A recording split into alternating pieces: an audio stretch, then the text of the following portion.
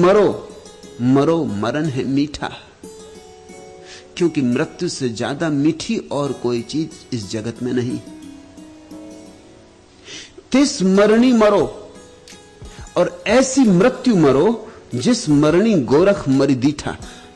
जिस तरह से मर के गोरख को दर्शन उपलब्ध हुआ, ऐसे ही तुम भी मर जाओ और दर्शन को उपलब्ध हो जाओ।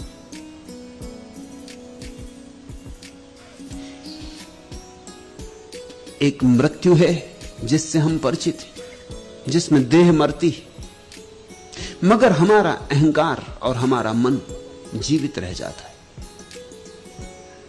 वही अहंकार नए गर्भ लेता है, वही अहंकार नई वासनाओं से पीड़ित हुआ फिर यात्रा पर निकल जाता है। एक देह से छूटा नहीं कि दूसरी देह के लिए आतुर हो जाता है। तो यह मृत्यु तो वास्तविक मृत्यु नहीं।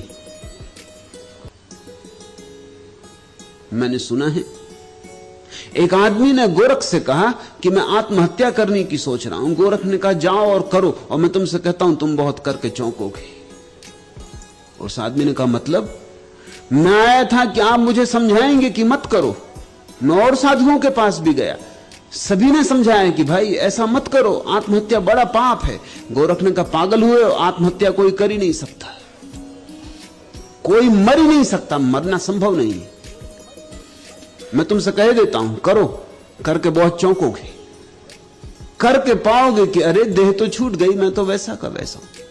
और अगर असली आत्महत्या मरनी हो तो फिर मेरे पास रुक जाओ।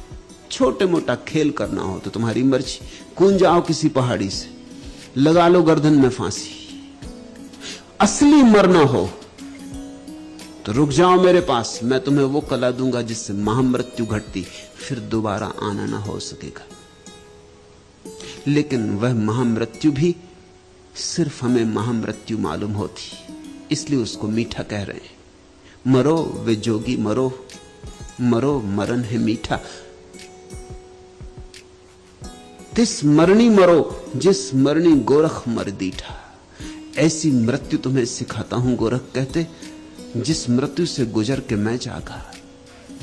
सोने की मृत्यु हुई, मेरी नहीं। अहंकार मरा, मैं नहीं। द्वैत मरा, मैं नहीं। द्वैत मरा तो अद्वैत का जन्म हुआ, समय मरा तो शाश्वतता मिली। वो जो क्षुद्र सीमित जीवन था टूटा तो बूंद सागर हो गई। हां, निश्चित ही जब बूंद सागर में गिरती है तो एक अर्थ में मर जाती, बूंद की तरह मर जाती, और एक अर्थ